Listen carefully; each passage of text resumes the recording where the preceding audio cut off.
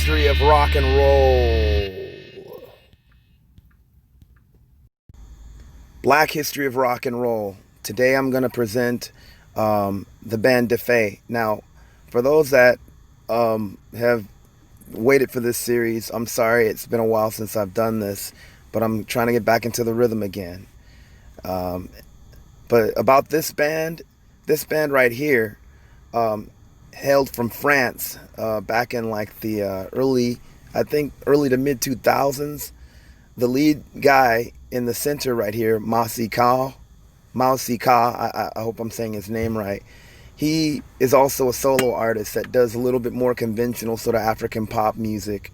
I've talked to him a few times back in the day. Really nice guy.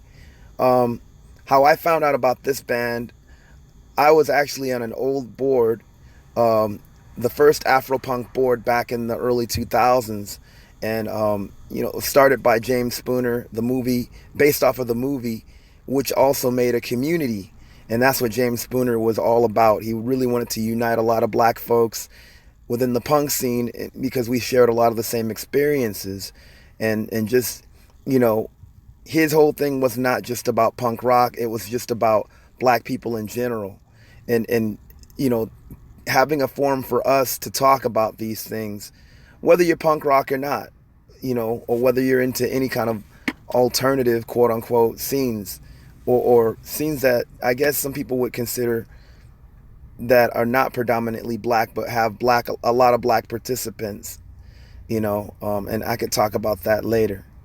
But James made that forum, and then we'd post about different bands, especially bands with black members or full black bands, and this was one of them. I remember the first time I heard them, I'm like, wow, this band's very different, and they ended up actually playing in Afropunk liberation sessions like some years back. I wish I could have made it.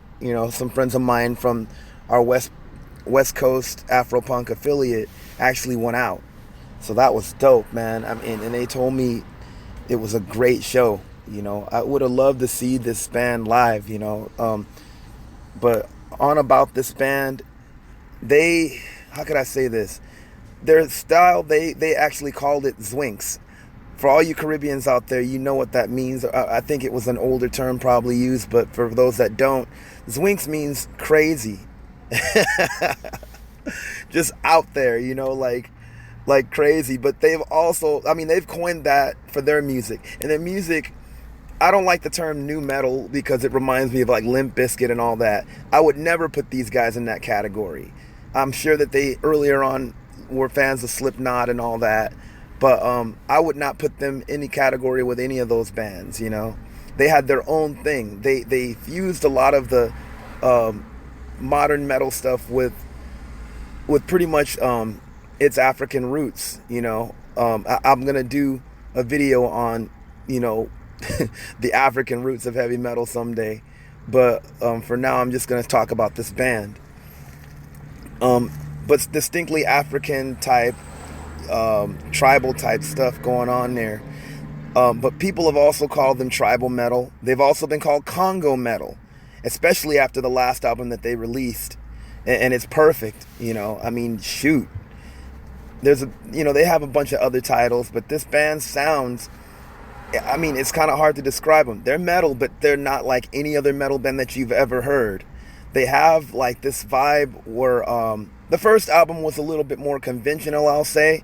They had those grooves that they like mixed that sort of African pop music with some kind of hip hop influence, with straight up just heavy modern heavy metal. Now new metal fans would be like into that, because and the way that they played it was still aggressive and hard. This is like their later lineup. I'm gonna come back to that later. Their logo. This is the first lineup. They had a female singer and like a few other members. The female singer of the band, man, she really balanced out Mousie's vocals. But the thing about her that really stands out to me, both of them actually, you hear them singing in this, like, I don't want to compare people to Miriam Makeba, but kind of having that vibe with fused with just like almost like a Diamanda Galas, like just with where she was coming from. I mean, just like really like eerie vocals, beautiful and eerie vocals at the same time. Both of them, they're masters at the way that they sing and scream and growl and just shrill. Very great vocalists as far as the metal genre and the way that they communicate. And their music on this particular album, this is the first lineup, and this is their first album right here. They have songs about Kemet and all that, just giving honor to black excellency and history and all that, man. Very conscious band. And just, this is a little bit more conventional for some people, I think. It was very eclectic, punk, metal, African pop, and traditional African influences on this album, for sure. Now, their second album is the one that, it's a sobering album. Now, you got a lot of death metal bands that use gore. I can't even really look at this album cover much. They'll use gore just as a shock thing. With Defay, it wasn't shock. It was awakening. It was more of like, look at what's going on. It was angry. It wasn't just shock for the sake of shock or being horrific. This was talking about a real incident, the Rwandan genocide. And the album was called Rwanda. And that album in itself, it's nothing like the first album. Yeah, you have the same tribal vibes. It's the same, their own coined Zwink style. But they went more into a death metal grindcore sort of direction on this one. And even some black metal influences. But they, I would say Congo metal for sure for this because of the subject matter. But it was very, very dark. The first one was heavy. And I think it was a little bit more just, like really, you could dance to it. Sorry about that, guys. I hate when people call during my broadcast, man. And I'm not going to erase this because I was on a roll. Definitely something more, I guess some people would call the first album more uplifting. This album right here was very sobering, very angry, and just totally like goes off talking about like what happened in Congo. I think he even gives the history of Congo and things that went down and how, even colonization from, I wish I could interview Mousie. I don't know where he is. I'd love to interview him and get just everything on this album. I forgot to mention that most of the album, if not all, pretty much like they're speaking in a few different languages. Creole is one of them. And I think they speak in French and I think a traditional African language from what I understand. But most of it's in Creole. It's a shame. I forgot. But I do remember that for sure. Man, it's just, how could I say this, man? That album is one of the most intense albums. And it's a death metal album where they're not glorifying the death. They're actually mourning, lament, and in anger of what happened there. It's a very angry album. It's a sobering album. And in a sense, as much as I like this band, I see why it was kind of like their last album. If you look on YouTube, you'll find them actually recording it and how they made it and everything. But the concept is there. The concept is realer than I don't know what, dude. Like, this is one of the truest, from what I understand, realest death metal albums that I've ever heard.